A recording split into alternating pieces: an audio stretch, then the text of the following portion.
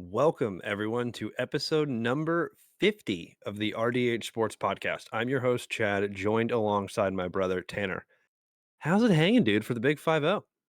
It's good. It's number 50. I didn't think we were going to get here. I don't think a lot of people thought we were going to get here. But we're here and we got We 50 her. and I'm excited for 50 more, Chad. Yeah, I mean, been 50 great ones. I can't believe it's already 50. We started in the NFL season. It makes sense, right? But, we're going to keep on rolling. And like Tanner said, 50 more. We got to get to at least 100 piece. We're going to talk football today like we always do. We're definitely going to jump into some March Madness, but football-wise, we're going to talk about some linebackers that are entering the NFL draft. And then since it's the 50th episode, instead of making you wait 2 weeks before the draft, I'm going to go ahead and give you my top 50 NCAA prospects entering the NFL draft. So, quickly here, going to start with some linebackers. We're going to run through them real quick, just some of the guys that I've watched in my scouting profiles for them. So I'm gonna butcher this name, but the linebacker out of Notre Dame, Maurice Lefanu. No, I don't even know how to even pronounce that name. Sorry, dude. He's a linebacker for Notre Dame. He's a graduate. His draft grade for me is going to be an early fourth. Draft projection is going to be an early fourth. He's a great coverage linebacker. But he did line up on the defensive line more than any other linebacker graded above him. So it's extremely interesting to see, what's going to be used more at the next level. Is he going to be on the line a lot more? Is it going to be used in coverage?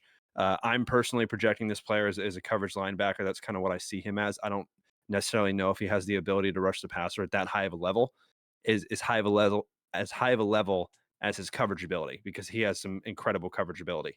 And if he's drafted to the right scheme on day three, then I think he could eventually be an NFL starter, but it's going to take a couple seasons. Then we're going to the next linebacker that I watched, Jeremiah Trotter Jr., the linebacker out of Clemson. Classification for him is going to be a junior. Draft grade for him is going to be a late third, early fourth. Draft projection is also going to be a late third, early fourth. He was extremely consistent through college, arguably one of the most consistent in this class. Personally, both this past season and his 2022 season were some of the most consistent by any player, just like I said. He's an extremely exciting prospect with a ton of upside. Most likely day two, like I said, that late third round could fall into day three with the early fourth, but I see him kind of being there at the end of day three, especially if these linebackers get taken early, then they'll have a run on this position. Um, but I think he could develop into a coverage linebacker or a pass rushing linebacker based off of scheme. I need to see some Whoa. and coverage. And then we'll see if he could become an NFL starter in a couple seasons. But I have Trotter rated above Maurice, from the linebacker from Notre Dame, a little bit above, but not too far above. Then we have the linebacker out of Michigan who made some big plays this year. Junior Colson, the linebacker, like I said, out of Michigan. Junior draft grade is going to be a late second to early third. Draft projection is going to be a late second to early third. Colson has not had the most impressive collegiate career, but has consistently gotten better and better each season. And that's what you want to see with these prospects. In 2023, Colson had his best season where he played all 15 games and lined up mostly in the box position as a linebacker. I'm projecting Colson also as a coverage linebacker, and he has a hit stick at times. Every now and then he throws it down. He could turn into an every down coverage linebacker, but once again, this is going to be a guy that's going to be day two. Like I said, late second. I could see him popping in the late second, but I really have him graded as an early third linebacker. And when you're drafting a guy in the third round, you're hoping that's a starter, right? If you draft him in the second round, he is a for sure starter. Um, then we have two more left. The last one is going to be a fellow Aggie here, Ederin Cooper, linebacker at A&M, junior. Draft grade for me is also going to be a late second to early third. Draft projection is going to be a late second to early third as well. He was the best linebacker, in my opinion, last season. He's an extremely balanced linebacker in terms of pass rush defense, run defense, and coverage. He has all three checked. But most snapped, he was lined up in the box while limiting reps on the defensive line and the slot position, which was interesting enough. Since I watched pretty much every A&M game, I was definitely watching this prospect. And I remember when I saw him line up in the slot, I was like, okay, I'll take it. That's versatility right there. He missed about a tackle a game. So you want to, I mean, if you're going to be around the ball as much as he was, he missed one a game. So you want to see him kind of clean that up a little bit. So want to see him improve on tackling, but still solid.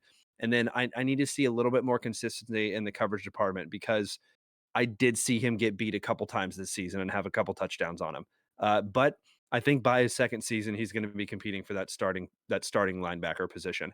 And then my favorite linebacker in this draft, he is Peyton Wilson, the linebacker out of North Carolina State, graduate. Draft grade is going to be a mid-second. Draft projection is going to be an early second to mid-second. That's right. This is my favorite linebacker, and I don't have a linebacker in the first round this year at all. But this is a coverage linebacker who has the ability to pass rush as well. He has every box checked. He's showed glimpses of greatness throughout his collegiate career, but to me, he's a more intriguing prospect due to his draft stock and rise over literally the last couple months. Most experts had this player graded in the third round, and I can't give this player a nod on day one. But like I said, I can give him a nod for a second round. And the reason I'm not going to give him a nod for day one is based on injury history and just watching the tape. But just know that this might be the best linebacker in this class, but he could fall due to his injury history. So this could be a guy, like I said, second round. If he goes early second, that wouldn't be too surprising. I don't think he's going to jump into the first round. If he does, then there's going to be a run on linebackers. But those are going to be the linebacker prospect profiles of the day. Now we have the top 50. Before we And get into it, Chad, I know you have a history of calling good linebackers in the NFL. Nick I do. Bolton, you got Logan Wilson. You were big on those guys, and they're now premier franchise starters. Do you think And Martinez. and Martinez? That's good one as well. I forgot about that. Yeah. Do you think? I know you kind of mentioned it with your last guy, but do you think that there's a guy like that you think that could be in this class? You know, given your good resume with seeking these guys out, do you think that can be the last guy you're talking about, or is there someone like deeper in the class that you think could be that guy? Yeah, yeah. I mean, I think that a lot of these guys kind of have like a box checked. You know what I mean? I think that necessarily like Peyton Wilson's going to be the guy that's going to be the top to be top of the linebacker, and then I Hmm. really do think after that it's going to drop a little bit to A&M's linebacker, and then after that I think it's going to drop a little bit more. But the biggest thing that I want, like the biggest thing that I look for in linebackers in college football is tackles, and all three of the guys you mentioned earlier that I was a big fan of coming out of college all had multiple hundred tackle seasons. So for me, I go based off of the tape. I want a linebacker that's going to be sideline to sideline. And I think that Jeremiah Trotter Jr. out of Clemson could potentially turn into that guy. Am I as confident as a Blake Martinez, Logan Wilson? No, not even close to as confident. I do think that this linebacker class has kind of taken a step back in terms of last year's linebacker class.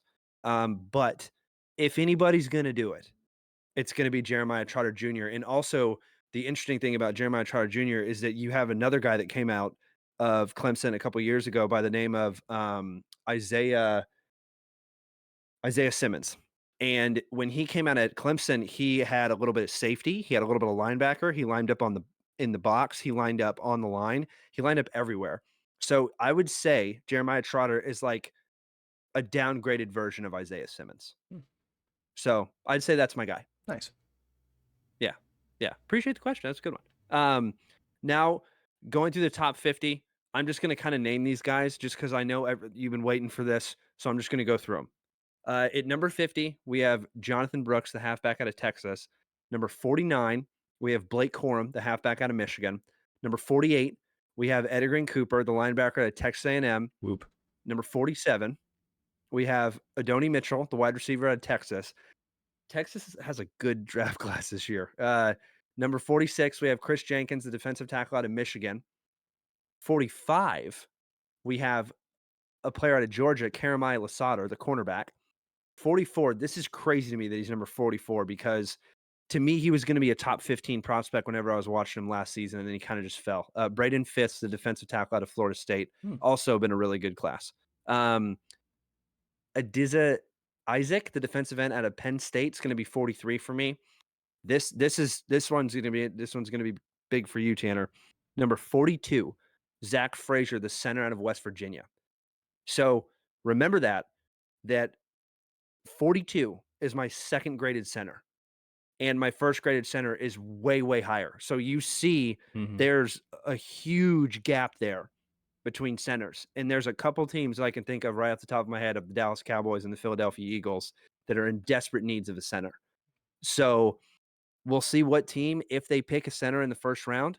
And if you don't, I'm not sure you're going to be able to get this kid in the second round. So I wanted to pause there and kind of get your take on that. Does that sway your opinion on what Dallas should do in the first round, maybe? I mean, definitely. It's just one of those things where it's like we've seen Dallas been in great positions to draft guys like this. Like specifically a center in the past, and they just don't do it. They like to go with their guy. But I'd love to see it happen. I'd love to see them if that's their guy in the first round.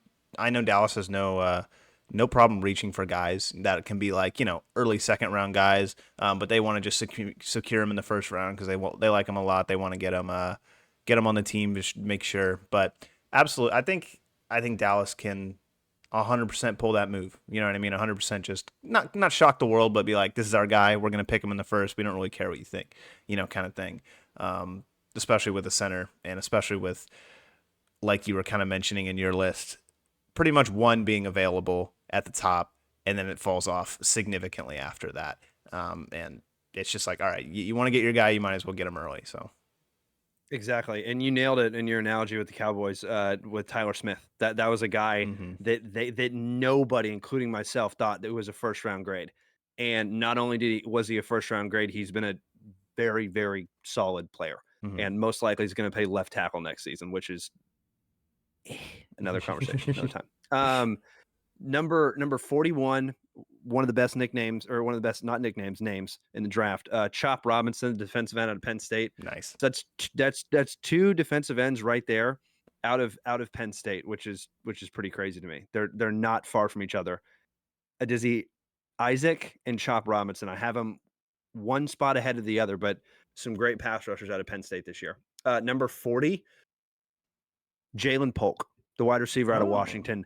If you want a guy that's probably going to be there in the second round, I I may pull on Jalen Polk, because it was hard to not get mesmerized by his counterpart, Romeo Dunze, Mm-hmm. but Jalen Polk stepped up to the plate, and he's more of kind of a lankier guy. He looks like on tape, and he makes a lot of big catches in a lot of moments, Mm-hmm. and not a lot of people have been talking about him. So that's a guy that I think could be a sneaky one in this draft. Do you think that his success has kind of been attributed to Odunze, on the other side, kind of drawing a lot of that coverage? Or do you think that that's just kind of irrelevant? His game's going to stand out at the next level regardless?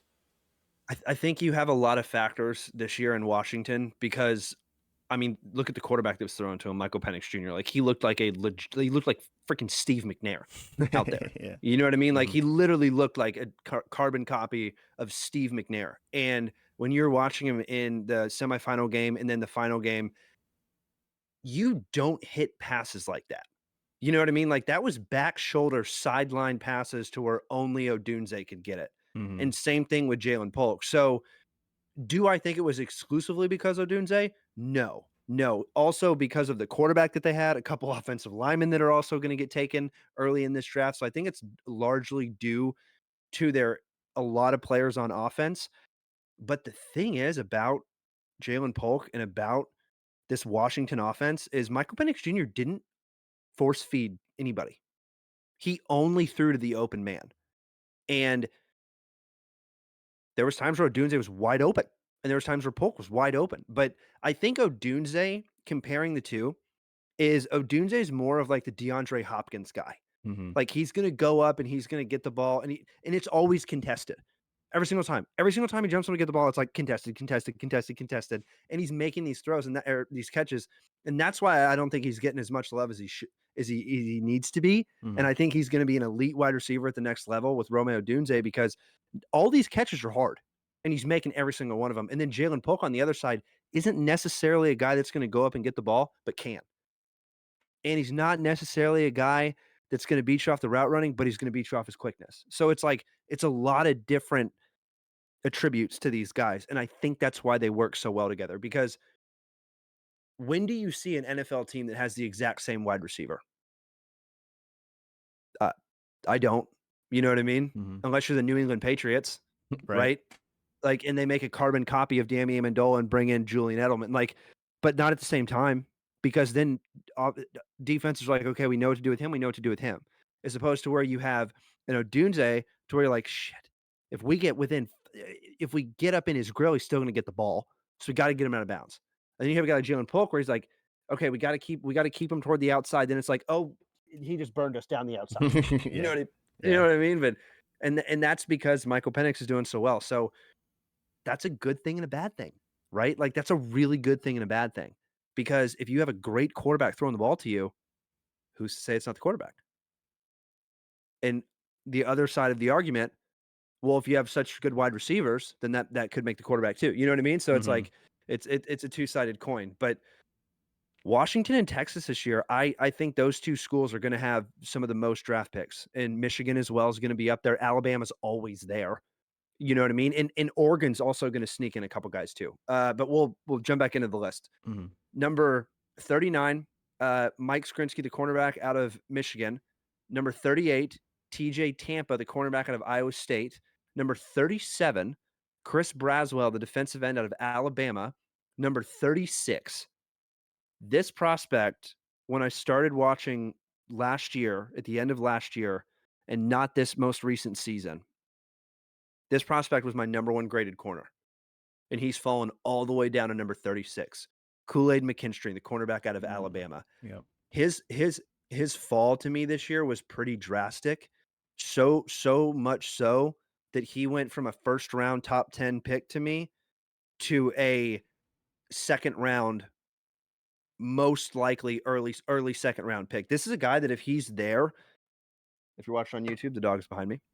If he's there in the second round, in the early second round, I say absolutely get this guy. Because if he locks into not this past year, but the previous season, that's the nation's best corner.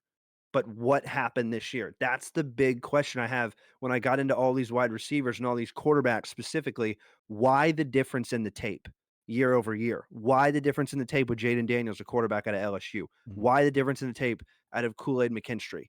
Or Brees out of Florida State, the defensive tackle that I just talked about that fell all the way to the 40s. It was one of my highest graded defensive ends going into the season. So that's why you got to watch these games and you got to watch his tape. He got beat a lot this year.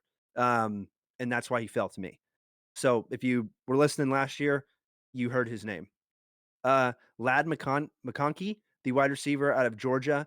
Then we have at number 34, Tyler Guyton, the offensive tackle out of Oklahoma. Number 33 for me, we have Peyton Wilson, the linebacker out of North Carolina State. So that right there is essentially the end. You know, that's the first pick in the second round because you got 32 picks in the first round. So right there, Peyton Wilson's sitting there. Lad McConkey's sitting there. Kool-Aid McKinstry's sitting there. Chris Broswell's sitting there. Jalen Polk's sitting there. That's how many of these guys that could potentially be sitting there on day two. It is a loaded class up top. Number 32 and number 31, both from Oregon. Troy Franklin, the wide receiver out of Oregon, and Bo Nix, the quarterback out of Oregon. Then jumping to number 30. This one's going to be unpopular. You ready for this one, Tanner? Drake May. Ooh. Number 30. Ooh. That's right. That's right.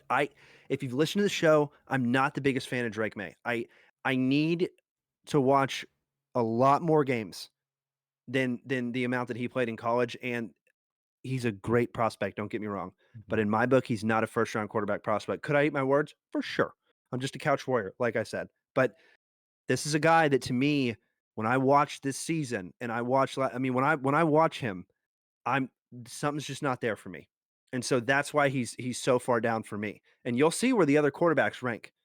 Number 29, Graham Bolton, the offensive tackle out of Duke.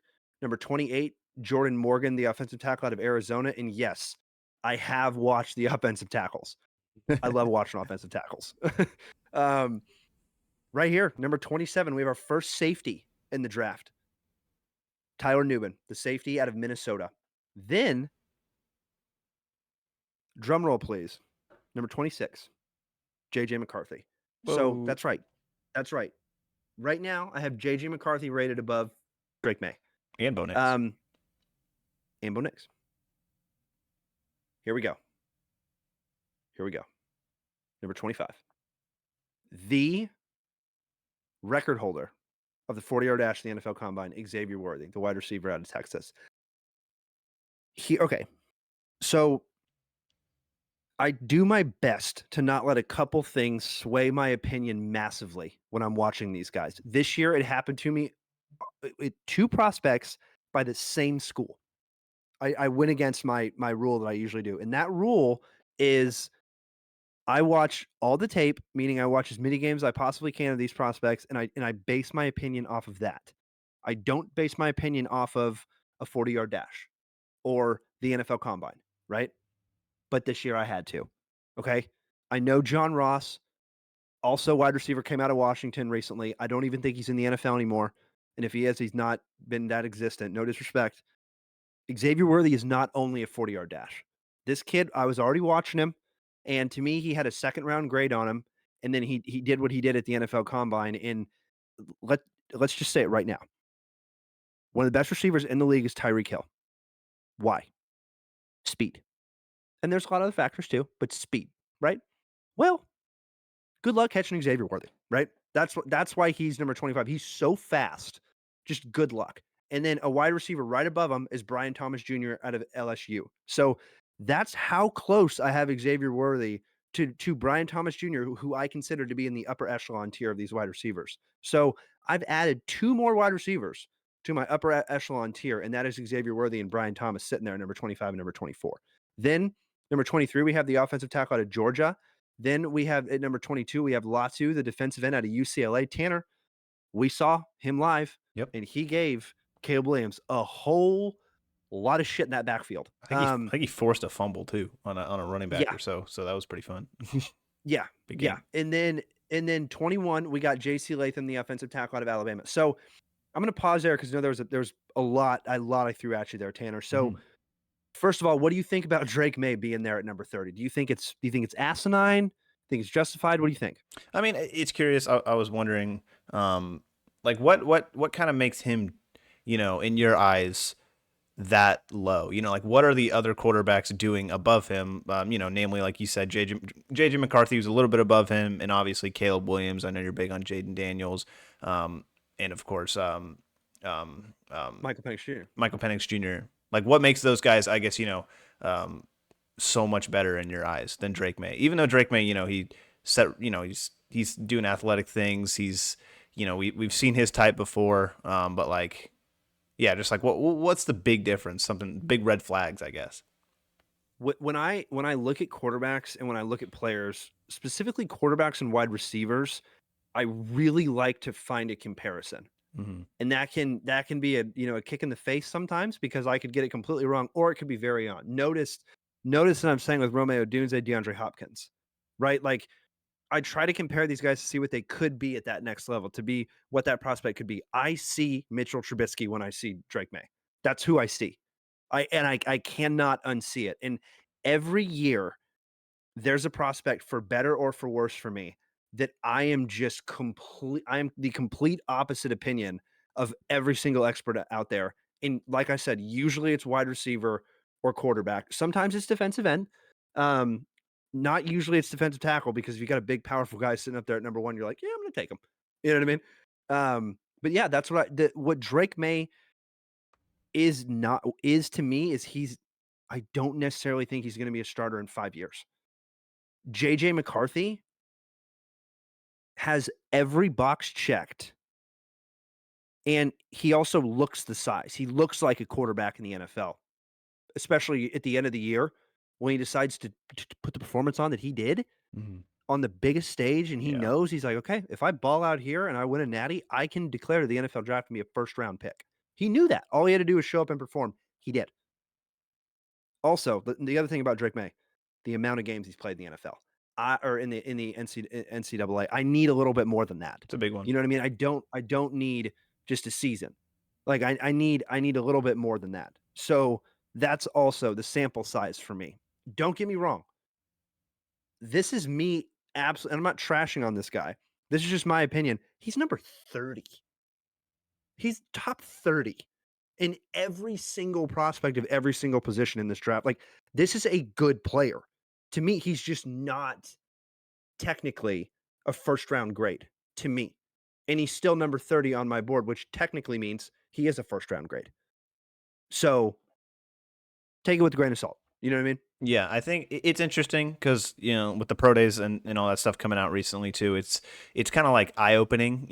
Like comparing like I'm not gonna agree or disagree with your point because I don't watch these guys as much as you do, so I don't have like a solid opinion on where they should be and where they rank. But you look at like Drake May's pro day, and he's doing like these athletic throws. He's kind of these off balance throws where he's going right out of the pocket, kind of sidearm, however many yards down the field, and it's like bam, completion. Whereas you look at Caleb Williams, who's the projected #1 overall pick, and he's not doing all that kind of crazy stuff. He's not doing all that crazy off balance kind of stuff. He's showing you the basics. His pro day is just like sitting back in the pocket, making these reads, just throwing the ball and having good basics in technical like expertise with this stuff. You know what I mean? Whereas like, well, and to quickly hit on your point with Caleb Williams, when you and I were sitting there at USC mm-hmm.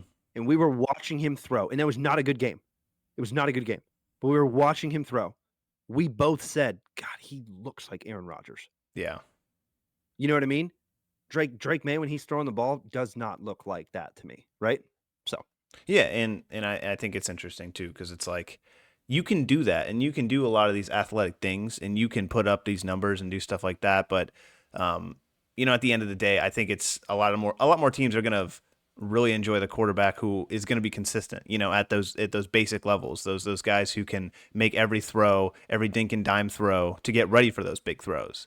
It's like, oh dang, I can throw an 80-yard ball, but like, how consistently can you do that in an NFL game with guys in your face, under pressure, 4 minutes left on the clock, like that kind of all the like the variables that come with that, So I don't put a ton of stock into pro days, but I thought it was interesting that the #1 overall pick was not being flashy in his pro day, and one of the some of the guys who were quote unquote below him were, and so it.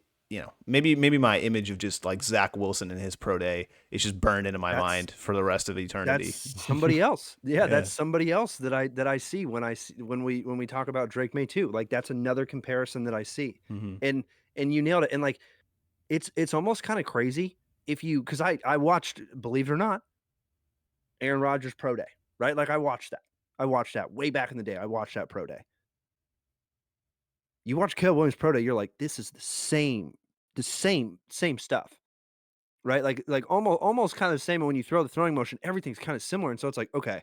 And then to add on to your point, he wasn't doing anything crazy, wasn't doing anything flashy. A lot of reports came out that Caleb Williams didn't have the arm strength. That was the stuff that was going on that you were reading the headlines. Me, I saw it and I'm like, that's bullshit. He threw 70 yards. On his pro, he threw 70 yards. He's like, it's there. It's pretty good. That's for everybody. That's 70 yards. Milton out of Tennessee. That's another guy that's not in my top 50. He threw 80. But like you said, how many times is he actually going to be able to do that in a game with full pads, with guys running at him and all that kind of stuff? So, yeah, I mean, in what's crazy is that NFL GMs have such varying opinions on these guys too. And these are experts.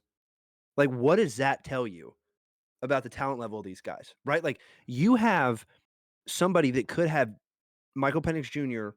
rated in the top 10 in terms of prospects. And you could have the scout for another team that has him ranked as number 90. Right? Like it's so different. It's so different. So that's why I like to do these top 50 because it's kind of out there. All right, here we go. Jumping down, we're in the top 20. We have Tanner, this kid out of Illinois, he's a defensive tackle. Jairson Newton. Give him a look. And if he gets taken, it's like, okay, all right, I get that. He's solid. He's a very fun defensive tackle to see. If I won't go into him because last episode we did the defensive tackles. Terrion Arnold, the cornerback out of Alabama. That's right. That's right. A cornerback out of Alabama that was not ranked above Kool-Aid McKinstry at the start of this year. Not even close. I think I had him number 3. Has jumped all the way up to number 1 and has also jumped up to a top 20 in terms of prospects for me. So again, folks, this is an off year for Alabama, right? It's off. Hear how many times their prospects have already been called? You know what I mean? This is number 19. This is another kid that's a dog. So Alabama had some defensive backs. When have they not had anybody ever? But still. Then same exact thing happened here. A guy that I had rated lower at the start of this season, Jared Verse, the defensive end out of Florida State. I had Briss rated above him. And then this year watching, I was like, no. Verse absolutely throw him up there. That defensive tackle there at number 18. Number 17, a cornerback, Nate Wiggins out of Clemson. Number 16, Troy Fontanu, the offensive tackle out of Washington. Number 15, Fashanu, the offensive tackle out of Penn State. Oh, what's that name again? Alabama. That's right. Number 14, defensive end out of Alabama, Dallas Turner. Then here it is, Tanner, number 13, Jackson Powers Johnson, the center out of Oregon. There you At go. number 13, he was at best second to third round prospect at the beginning of this season, and has jumped all the way up to the best prospect and is very close to top 10 for me. Number 12, this one's also unpopular. Michael Penix Jr., the quarterback out of Washington. And number 11, Cooper DeJean, the cornerback out of Iowa. That's right. Cooper DeJean is not my highest rated cornerback. We got more. So a lot of points there. A lot of points there. Tanner, Alabama's got some guys, right? They've always got some guys. And what's interesting to me, and this is the last year that we're going to be able to say this. And it's also the last year that you're able to say this too, because Harbaugh is now in the NFL. When you're a prospect and you go to a school like Alabama, or you go to a school like Michigan, and you have Nick Saban or Harbaugh coaching you in college, that is an NFL coach that is coaching you. So you already have a step up on other schools. It's just that simple, in my opinion. It's just that simple. This is the last year for both of those schools because both those coaches are gone. What I'm wondering is if this is not the end, because it can never be the end because they're so freaking good. But what do you think happens here with Alabama going forward without Saban? And what do you think happens here with Michigan, national champs, without Harbaugh? What do you think? It's hard because you never really know. Because the culture I think will stay alive, but I think it will dwindle. Over time, I think it will start to get to that, like, Nick Saban, he was holding that program together. I'm not saying that it was ready to burst, but I'm saying that he was the reason that they were as good as they were, and I don't think anyone can disagree with that. So the absence of him, I think it'll take a drop off. I don't think it's going to be significant right away, but I think over time you're just going to see, I guess maybe the quality, of these players overall. Every year, like, oh, Alabama's got guys, like you were saying, they're coming out. We know they're going to be ready, but like you said, you don't really know that anymore. It's not a for sure. We know that they're coming out of Georgia. They're probably going to be pretty ready. They're coming out of, like, Ohio State. They're probably going to be pretty ready, but, like, it's interesting. Ohio State recently had, with Urban Meyer leaving, that was a big change, but I think they're still pretty good. I think their athletes are still very good. The culture is still alive. And they're still a very good team, so it's like, will that happen with Alabama? Yes, I think so. But I think that, before that they get, to this level again, because this is like the peak of what they have been in the history of Alabama, I think they're going to take a drop off, and then they're going to, slowly get back up. We'll see. It just depends on, what happens, what that coach does. Same with Michigan. I think Michigan, have a little bit of a chip on their shoulder because they did win that national championship. So this class, the class of guys who aren't going to the draft, they'll be like, all right, we know what it takes to win, and I think they're going to continue to, do that. They'll continue to keep that culture in place. But with Alabama, I mean, Nick Saban said it. He was like, this is not the same game that I coached back when I first started this coaching job. Like, this is a completely different motivation factors for these kids. It's completely different just overall scene in terms of, like, the locker room, in terms of, like, how that things are done, in terms of, like I said, with motivation, what these kids want to do, how much work they're willing to put in. And so it's not a good look, on the outside looking in, but I think overall they should be fine. With Michigan, I think you have a better chance to be fine, but you never know. Alabama, they're pretty dang good. I think they're going to probably be pretty dang good in the future.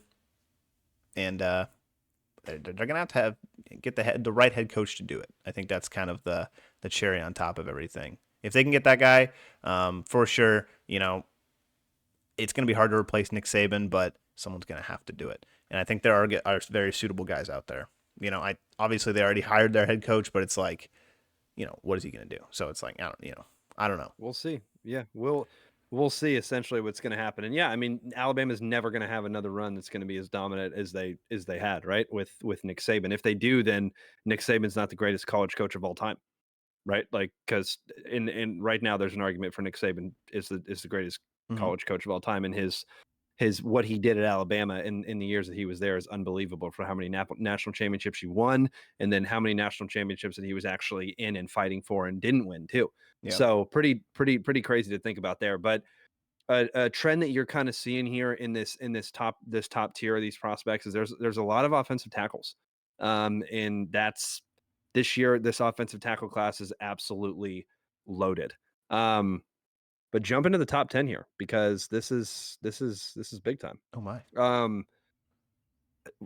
Number 10, we have Quinion Mitchell, the cornerback out of Toledo, is my number 10. He's better than Cooper DeJean for me, and it is not even just kidding. It's like the slightest of margins. But Mitchell gets the nod, and he's in the top 10. And like I said, cornerback out of Toledo.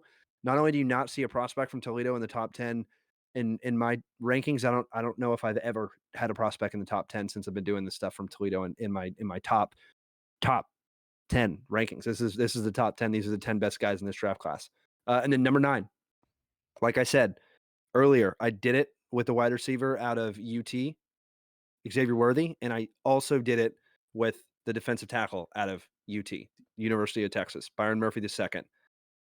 When you're a defensive tackle and you have a combine like Murphy II had, and you were moving as fast as he was in those drills, and you did as many reps as everything that he did in that combine showed his versatility. And when you're a defensive tackle or you're an offensive tackle and you have these incredible combines, you have to stop because those are large men, and large men should not be able to move that quickly with that much ease and make the footwork part of it look good. Usually you see the big guys get jumped up in the footwork, but it was unbelievable. And I love watching the NFL combine, but he made a show out of it. He absolutely made a show out of it. And then Talise Fuaga, the offensive tackle out of Oregon State, that's right. My number 2 rated offensive tackle this year. There's been so many up and downs with the offensive tackles, but I got to give my Oregon State Beavers a nod this year. Tanner sitting there at number 8. I knew you would give me the nod on that one. And then number 7, quarterback out of LSU, Jaden Daniels. Number 6, tight end out of Georgia, Brock Bowers. Number 4, just kidding, number 5, Joe Alt, the offensive tackle out of Notre Dame. Number 4, you haven't heard some guys, Tanner. I'm thinking about him. And that's why I like this list so much. Because we got Malik Neighbors at number 4, Rome Odunze at number 3, Marvin Harrison Jr. at number 2, and Caleb Williams at number 1. Nice. So we have number 1 quarterback, and then for me, number 2, 3, and 4 in this draft class are the wide receivers. Marvin Harrison Jr. The tier has gotten lower and lower and lower and closer together. These wide receivers to me are pretty close, but I still give Harrison Jr. the nod. And that's right. I'm one of the very few people that have Odunze ranked above Neighbors. And if you've been listening to the show, I've had Odunze ranked above Neighbors the whole time. You know what I mean? The whole time. But I have to give him the nod. I see DeAndre Hopkins, like I said, in Neighbors. You got like 1,500 all-purpose yards in a season. Good luck at the next level. You know what I mean? Good luck. This guy's going to be a problem. And LSU wide receivers have been a problem recently. And then, Joe Alt sitting there at number 5. That's no surprise, right? That he's the offensive tackle that had also a great combine. And if anybody thought that he was the number 2 or number 3 rated tackle, it's now been solidified that he's not. He's the number 1. And then Brock Bowers, we all knew he was going to be a top 10 prospect just based off his seasons of play. Jaden Daniels, how can you leave the Heisman winner in the season that he had arguably better than Joe Burrow out of the top 10. You can't. And then Fuaga, like I said, my guy from Oregon State, and then had to give you a surprise 9 and 10. So Tanner, what do you think? What do you think about the wide receivers being up there at 2, 3, and 4? I mean, it's just they jump off the page, right? They're wide receivers. They're the guys that are going to make the best plays. You're going to see them all the time. So it's not really that much of a surprise. I knew Harrison was going to be up there. I knew Neighbors was going to be up there. I do like the Odunze shout because he showed up and he showed out in pretty much every game that he played. So it's like he deserves to be up there. But I honestly like it. I really don't think that anyone's going to argue with those. Caleb 1, Marvin 2, Marvin Harrison Jr. 2, Romeo Odunze 3. And I mean, like you said, you might get some comments on the Malik Neighbors, the Romeo Odunze, but I think they're pretty close. I really do, and I think that they can be interchanged. And we really don't know. At the end of the day, what these, like you said, these teams are going to look for in receivers. It kind of all depends on what team needs what, and that's kind of what they're going to go and pick. So it's like, however many years ago that draft was, no one really expected, the first receiver, I think it was Henry Ruggs, to come off the board, right? And he was pretty early on. That didn't work out pretty well. But they picked him because they wanted that speedy receiver. I think he's in jail. Yeah, he's not doing too hot.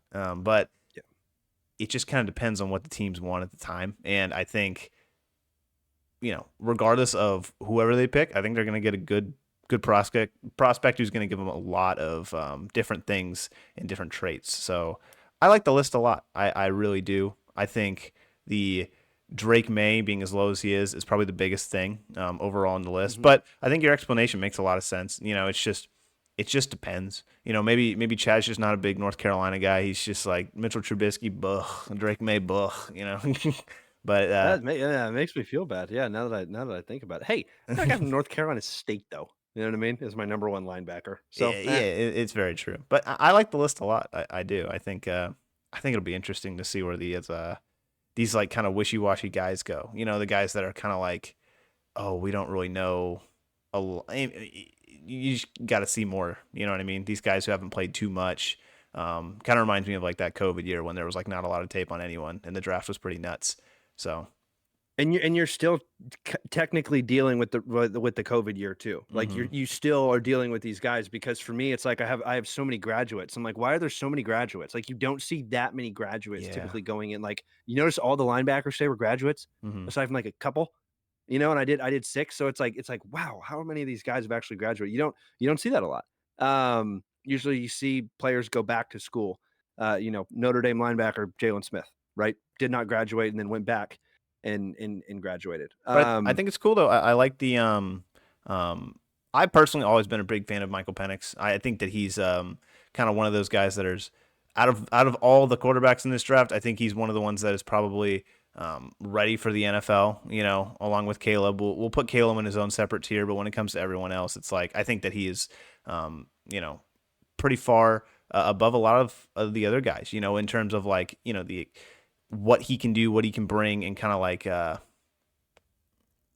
almost the experience. A lot of these guys are experienced, but I feel like he's just kind of got that extra step. I think that he does a lot with that team, and I don't know. It's just that Washington team really surprised me and really just put an impression on me. So I really like what he did this season. I really like that he's as high as in the top 10, I think, which is pretty nuts.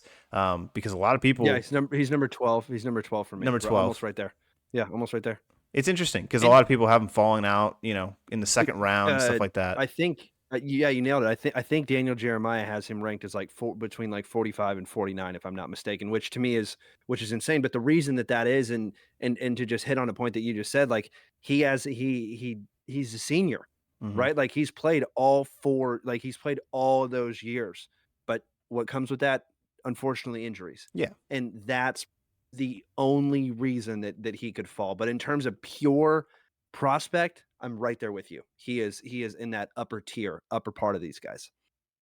Yeah, I like it a lot. Your list is very good, very good. I do love all the wide receiver love. Maybe we can get a little bit more Texas A&M love in there next time, but probably not. But yeah, we'll see. A&M's we'll see. We'll be optimistic going into this season as Aggie fans. But that is That's all the football talk we have for this episode now, since it's not March anymore, which is kind of crazy. That's already gone.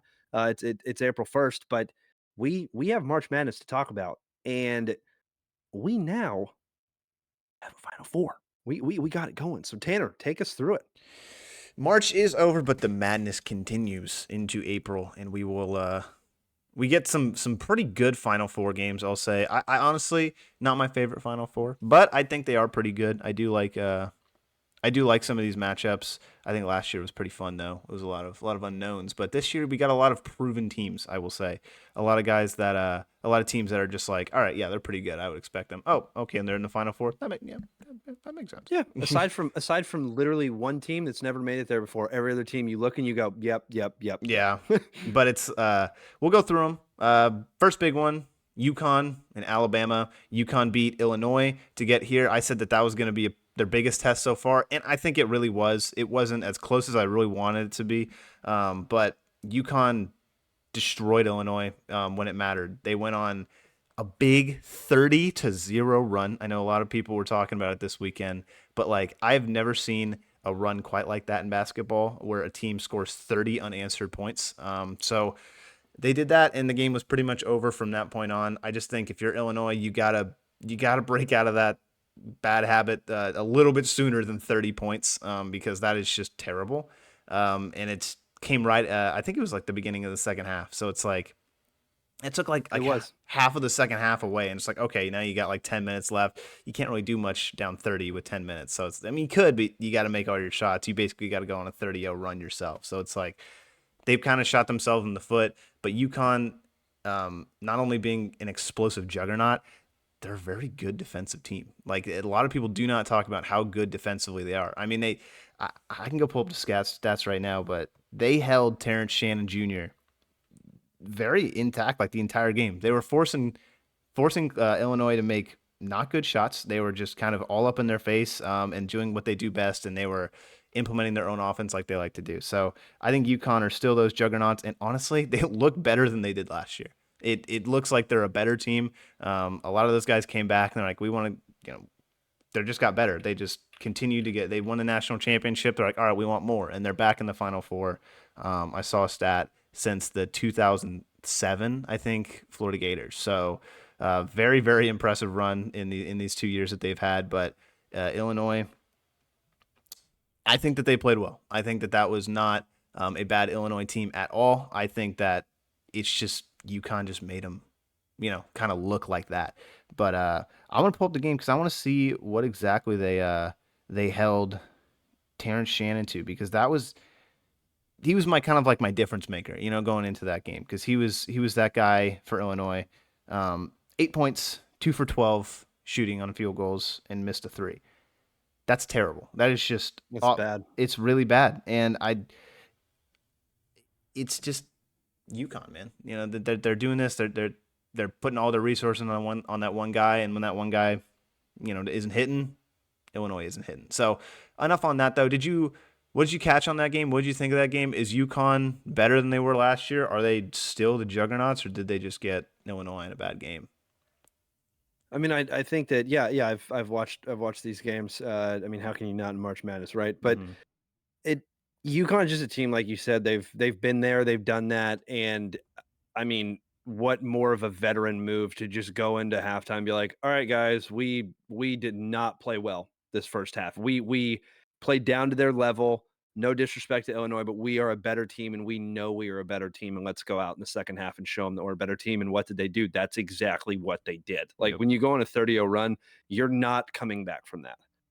I'm sorry. Like you're not coming back from that. It's happened before, probably once or twice, but not in March Madness. Not when the atmosphere and everything. Like when you're that hot, the other side is pretty dang cold, and that's what Illinois was doing. They were just throwing up a bunch of bricks. They were forced into bad shots. They were taking bad shots at times in that run. It looked like the moment was too big, but hey, Illinois is a good team, and they'll be back next year. And is it a surprise that UConn's there? No. Is it a surprise that UConn is this good defensively? To me, yeah, I didn't think that they would be this good defensively, but UConn gets the nod to go to the Final Four, and yeah, Could have seen that one coming. Yeah, it's really impressive. I really like what they did. Moving on, we had Alabama and Clemson, number 4 going up against a number 6 in Clemson. This was a close game, pretty much throughout the entire game. But I feel like Alabama, really similar to that North Carolina game. It kind of felt like they jumped ahead and they didn't really stop. I think you got to give a lot of credit to Mark Sears. He was clutch down the stretch. I think he made a couple huge threes at the end of the game to just absolutely cement that game. It's just looking like, he's like halfway between the half court line and the 3-point line. He's just pulling up. He's like, all right, I got this. Yeah, pull up. Bang. It's like, oh my, that's going to knock the lights out of someone. But really impressive win from Alabama. It wasn't just Mark Sears. A lot of their players were playing really well. And Clemson is not the team that's going to jump out to you with like a big star, but they do have a lot of really good big men, and they got a lot of really good shooters that if you leave them open, they're going to make you pay. So it's like, Alabama defensively, not the greatest game, but I think that their offensive production is just enough to make it not matter. In these past couple games, we've seen Alabama put up 89 points exactly in both these past 2 games, and it doesn't look like they're slowing down. I think that they're surprisingly one of the teams that could potentially deal with UConn with how much offense they put out. It's going to be an interesting matchup with those two, but with the Clemson match, man, Clemson played really well. A lot like all these teams are really good teams when you get down to the Elite Eight, so it's no surprise. But Clemson played their heart out. I think they had a lot of guys in double-digit scoring. It wasn't like an easy day for Alabama at all. Even though it was a 7-point lead, like I said, it was a pretty close game throughout the entire thing. But Alabama, they just score. They just know how to score, and if you know how to score in college basketball, you're going to win a lot of games. Yeah, and I mean, you said everything and nailed it. I mean, Clemson was close there, but at the end, it kind of got away from him, like you said. And Alabama, to me, I mean, seeing him in the SEC tournament, I didn't know that Alabama team in the SEC tournament was going to turn into this Alabama team because, I mean, they look so good. You know what I mean? And like you said, they don't look like they're slowing down at all. They're hitting everything. Their field goal percentages right now over the last 2 games are absolutely ridiculous. And if they didn't hit on every cylinder, they would have lost to Clemson. Yeah. So I think that shows you how good Clemson is. And I think that if you don't hit on all cylinders against UConn, you're not going to win. And you're going to see a true test this upcoming weekend, this Saturday. And who is better? Is it UConn defensively or is it Alabama offensively? Is Alabama going to get 89 again? I had to guess probably not. But if Alabama comes out and starts hitting again, then it's like, oh shit. Yeah. So we'll see what happens. But I personally am going to give the nod to UConn over Alabama in that one. But Alabama's looked like the best team in this tournament in a couple of those games. So. Yeah, and I think over the past 2 seasons, it's been UConn and Alabama. I think that these two guys have been playing really well over the past 2 seasons. And Alabama, one thing too you got to remember is they lost one of the best players in college basketball to the NBA draft last year with Brandon Miller. He went pretty high, and he deservedly so. He was really good. And it looks like they're an even better team without him. It's just like these guys, they come back. And they put on an even better performance than they did last year in the NCAA tournament. So it's like, wow, this is a really good team built on a lot of, built around a really good coach and a really good coaching staff. These guys know how to play, and they know how to get guys open, and they know how to score. So that's enough on Alabama. I think they're very good. I will make my pick once we discuss all of the Elite Eight games. But we're going to move on. We're going to go talk about Duke and NC State. And NC State's an 11th seed. They beat Duke. They kind of destroyed them in a sense. It was close in the first half, and it's just like, okay, we're doing this. Second half came. NC State kind of pulled away. I was like, this is kind of surprising. They are playing really well, and they held Duke to 64. It's not a crazy score line, but it's like, Duke 64. I mean, they could probably score a little bit more than that. But on a day that Filipowski isn't doing his best, it's hard for Duke to win. That's kind of the big storyline. I think they kind of held him in check, and he's really good. So it's like, how the heck did you hold that guy in check? Doesn't matter. They did. NC State, they got a really, really good guy. They got a guy.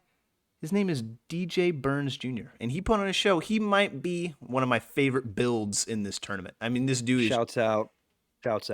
That dude, God, he made that game so fun to watch. So much fun to watch. I mean, he just like, it's just one of those times where it's like he's just got the ball, he's in the paint, and he's just like boop. He's a lineman. Yeah, That's a lineman. he's- Okay, that's a lineman. He's huge. I know, and it's that. How do you guard that? Like that build is crazy. Like he's got so much power. You know what I'm talking about? You see that kid in like AAU ball, and you're like, it's okay, he's gonna fizzle out. He never fizzled out. Yeah, it's like that guy. He's just like, Incredible. it's like that kid, and he's like, oh, he can shoot now too from inside the paint. Yeah. It's like, okay, Oh shit. this is like dangerous, So he put on a show. I think that he was the big reason that they won, and I think defensively, 100%. NC State has been playing really well. A lot of these teams coming down the stretch, the defense is gonna matter. A lot. We talk about college basketball, the defense isn't as good, but this year it's starting to actually matter. It's starting to be like a big factor in these games, and you're starting to see the teams that with the best defenses are gonna get these wins. Duke, Yeah. they faltered. Their stars weren't coming out to play, and NC State completely took advantage of it. They came up to the moment. They're like, "This is ours. If you don't want to play, we're going to play." And they went out and they beat them, and they looked dominant. I think that they looked hands and knees and toes and all body parts better than Duke. So I was pretty surprised, but they looked really good. I think man. everybody was, and first time in program history for NC State to get to the Final Four, and because of their big man. Like Mhm. if he would not have had that game, that was not NC State would not have won that game. Not at Like all. he showed up every time he needed to. And what's interesting to me specifically about him is you saw him in the game prior to that. You saw him take one down into the paint and just lose the ball just really easily and get it taken from him. And you saw the other players kind of like, laugh or whatever. And it's like some people took that as like, oh, I don't think he knows what he's doing, but it's like, no. He's just getting ready. Yeah, and He's just getting ready. it's And then interesting. he had the game against the Duke that he had. It's just, I mean, you look at what he did against Marquette in the previous round, and it's like Marquette, thank you. he had 4 points. He shot the ball. I know he 4 was held in times. check and he didn't look like the same player he did, but what happens with March? These guys get hot, and that's what Yeah, happens. and they gotta go on runs. you got to step up. When you're given that opportunity, some of the other guys on scoring, you got to step up. You got to be that guy, and he was that guy. I think that's just the motivation around this team, the aura around this team. It's just next man up. Every guy's got to contribute. If it's your time to shine, go for it. And I don't think these guys are backing down to the challenge at all. But NC State, they're that like Cinderella team right now. Just by the nature of their seed being an 11th seed in the Final Four. But they get a date with Purdue, who beat Gonzaga in probably a thriller. Shout out to that big man. Thriller of a game. Absolutely, we're going to talk about it. Zach Edey looks unstoppable right now. He dropped nothing. He dropped 40. He had a 40 burger. Yeah, he was insane. In an Elite Eight game. And what? It didn't even look like he was like struggling. You know what I mean? No. He was. Dude, you want to hear the craziest part? Not the scoreline. He sat for 40 seconds or less the whole game. Mm-hmm.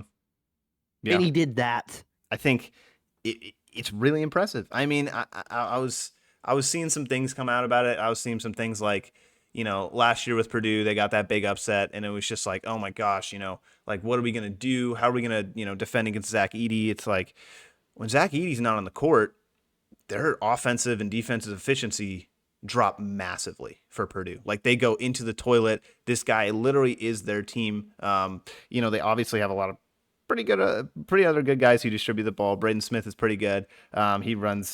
He's a guard for them. So it's like, I think those two have played really well in specifically this round. But when Edey wasn't on the court, this team was not as good. So what did Edey do this offseason?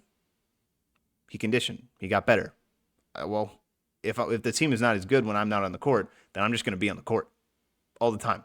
And like you said, he was out for like 40 seconds of the entire game. And that's insane to play like that many minutes. And he put up 40. Especially at his position. Mm-hmm.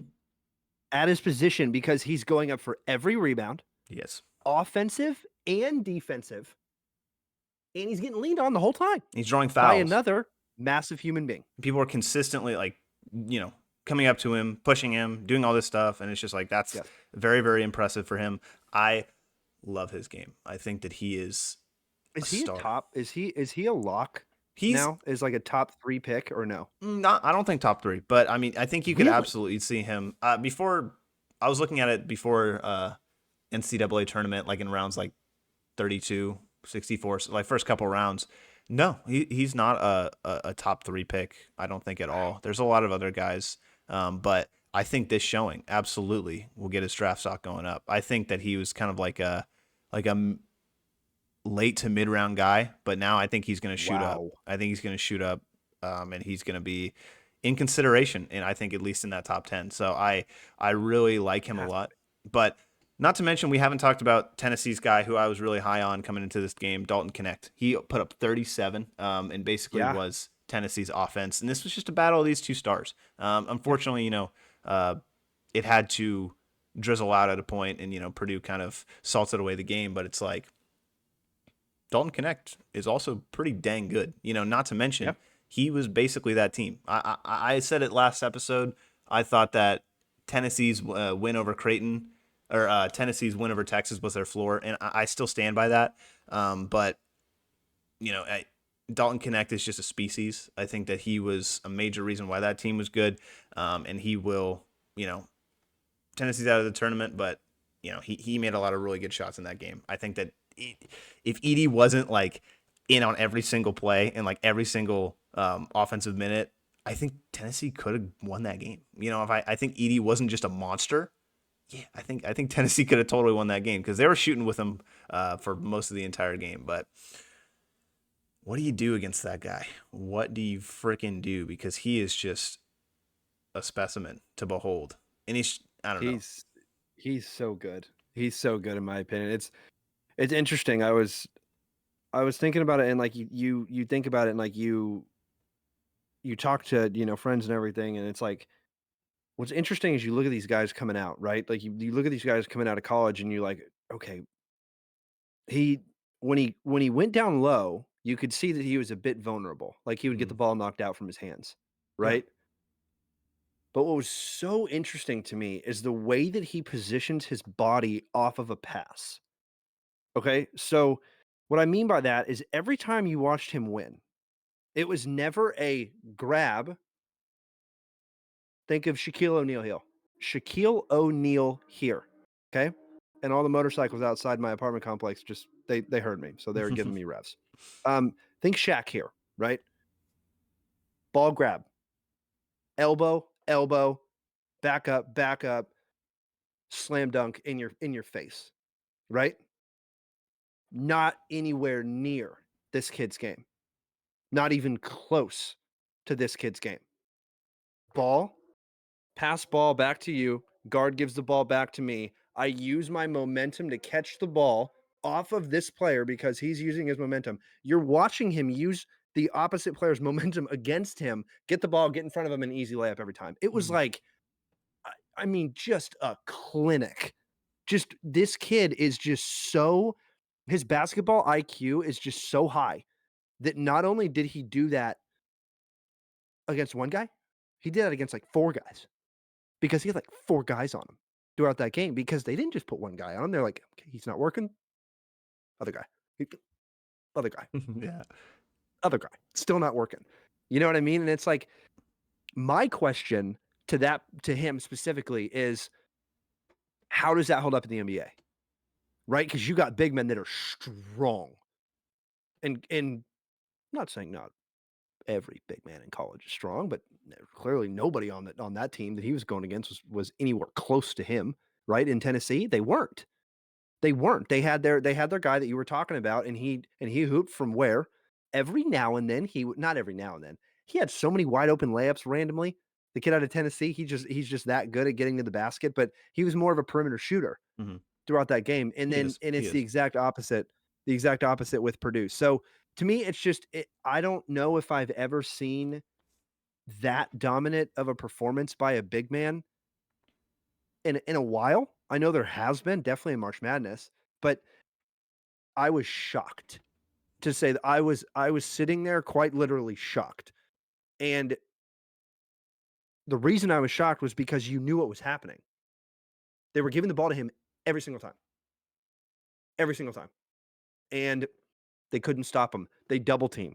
They triple teamed him. They even put the guard to help him every now and then too, to put 4 bodies around him, and he still used his momentum and got around everybody every time. Mm-hmm. So fascinating to me which one of these teams are gonna take it home. This is, to me, I'm so excited to watch this Final Four because these teams, like the only team that has the potential to not show up is NC State because they've never been there before. That's what the critics are going to say. But if you watch that last game, that's a hungry team. Yeah. So they're there and they're big enough for this moment. So I can't wait to talk about these games next week. You know what I mean? It's really good. I mean, I really like the comparison too that you made with, like, that transition to the NBA with Zach Edey and stuff like that. Like he just looks I'm gonna stop saying that. He looks just significantly better than every other person on who's challenging him in that moment. And I think that's kind of like the big, like, okay, he's just way better than all these dudes. And it's like obvious, like that's what you look for. That's what you look for in a potential NBA prospect, in a first round guy, 100%, and a guy who's climbing the boards 100%. Like I'm not going to say that he won't be a top 3 pick, but I don't project him to be. I don't think it's going to happen. Could it happen? Maybe, if he has one of like the best Final Fours and he puts up 40 a game for the next 2 games and wins Purdue an NCAA championship. But like, no, he's 100% pro ready. I think these last 2 games are going to be really big on where exactly he's going to get picked. But I think will be an NBA player, and I think he will be a starting player on an NBA roster. So I think that he's got those intangibles. Like you said, it just doesn't matter what they do. It doesn't seem to matter like what they change about the game, what adjustments you make. He's going to get around you anyway. He just has a very good understanding of the game. And I think it's interesting too because another big man who I actually really liked coming into this matchup with NC State was Filipowski out of Duke. And I think that Duke has a very similar play style where they kind of center around Filipowski and let him kind of cook and let him do his thing around the basket. But he was completely neutralized, didn't have a good game. And so he couldn't move the big man out of NC State. And that's why you have these matchups that are going to be pretty interesting because you got some big men going against each other in NC State versus Purdue. And then the opposite matchup that you were talking about as well. I mean, it's just keep going. I could talk for an hour and a half about it's going to be really interesting. I completely agree with that matchup, with NC State and Purdue, because we're going to really see, like, is Edey like that kind of guy? Because like we said, we saw them shut down Filipowski, and that is a premier big man in the NCAA. And then 100%. Can he shut down Edey? That is like the big thing. Like if you can shut down Edey, Purdue's not going to, they're going to lose. They probably will lose, unless someone else steps up. But it's like, can you shut him down again? Can you shut down another premier, offensive talent again? I don't think so. I think Purdue's going to take that. I think they're going to go to the NCAA championship. I think Edey's going to have a great game against NC State because I just think that he's, like you said, he's just better than pretty much all other people, that are going to contest that shot. So I like Purdue to go to the championship, but I will pick Alabama on the other end because why not? You pick UConn. I think that Alabama has the firepower right now. I think they're hungry. I think that a lot of people were doubting them. I like Mark Sears a lot. I think that he's played really well, and I think that Alabama's got a lot of good depth players as well too on their roster. This, like I said, I've been watching this team for a little while now, for the past couple years, and they look good. It looks like they really haven't slowed down a lot, and these guys are good down the stretch. In those big moments, they like to take those big shots, and God dang, do they make them. So yeah, they do. Someone's going to have to take out UConn. I don't think that they're going to win back-to-back. They could, man. They're a really good team, but I'm just kind of waiting for that slip up from UConn because they've kind of been perfect throughout this tournament so far. Illinois was a really big challenge for them, but I think Illinois kind of shot themselves in the foot towards the end of that with that 30-0 run. I don't think Alabama's going to let that happen. I just think they got too much firepower. I think they got too much momentum right now. And I think they want a chance to take out a number 1 seed in UConn, the former champs. And then, it's tough. We'll get there when we get there with the who's going to win. But do you want to make a prediction right now out of these 4 teams who's going to take it all? I'm gonna wait till next episode because I do honestly think it's I mean, it's complete like matchup. You know, like if you have NC State that beats Purdue Hmm. and then UConn wins, then I automatically give it to UConn. Yeah. You know what I mean? But if you have like Purdue going up against UConn, then it's like I have no clue who's gonna win that game because you have offense versus defense. But if you have NC State versus Alabama, that's also no clue who's gonna win that game because NC State's gonna be riding hot, and guess who else is? Alabama, because you just said they took out a number one seed. Hmm. So I'll wait till next week, but I would argue that this is the most exciting Final Four that we've had in a while, and specifically because of the matchups of these guys. I think I it's think fair. it's going to be so much fun. Alabama, like you said, flying high on offense, 89 points, back-to-back games, going up against a defensive juggernaut, UConn. They won last year. Oh my gosh, they're back. First team in history to do that. Oh my gosh. Now you go to the other side.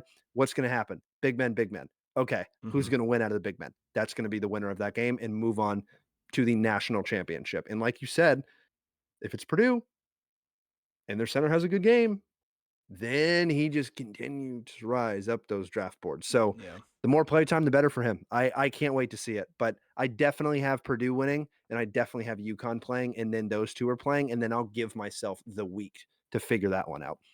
Yeah, that's fair. It's hard to pick against Purdue, especially when they're playing NC State, who is kind of like oh, when are they gonna fall? You know, it's like when are they gonna mess Exactly. up and become the 11 seed that we've all kind of Come a, put them in our have a head. stinker. Yeah, I mean, they haven't done it so far, and they've played a lot of Nope. really good teams. So I'd be curious to see how they play against Purdue. I think this their toughest matchup yet. It looks like it's impossible to stop Edie, and if that big man can get in there and do it, go for it. But NC State looks like a team, like I was saying, that's kind of like next man up. Whoever's going to shine in the moment is going to do it. So I think they're going to have to dedicate a lot of resources to Edie, and I don't know if it's going to work out too well for them. But that's pretty much all I got. I think this has been a fantastic tournament. And then right after this, we're going to go and break down more playoffs and for the NBA, for the NHL. We're going to get into that too. And like we've been saying, this is a busy week for sports, and you can catch it all right here on RDH Sports, and you can catch us on our socials too. You can see them down there. They're pretty, and they're very specially marked with each little logo. You know, you got RDH.sports on Instagram, on TikTok, RDH_sports on Twitter, on X. You can go ahead and visit our website. That'd be pretty cool too. It's in the description if you need a reminder of any of those. They're in the description. And Chad, you got anything else? I think last thing is reminder that Thursday, April 25th, we're going to be live streaming the Yes. first round of the NFL draft, if you haven't heard, and that kicks off at 8 p.m. Eastern time. So look around right around that time. All you got to do is go to the YouTube channel RDH Sports or the maroon one. Click us and we'll be live. So come join us. If you don't want to pay for the draft like us, we're just going to be streaming it and going. So let us know. And I'm going to get into all these prospects. We'll be having your questions. Hopefully, I can answer all of them.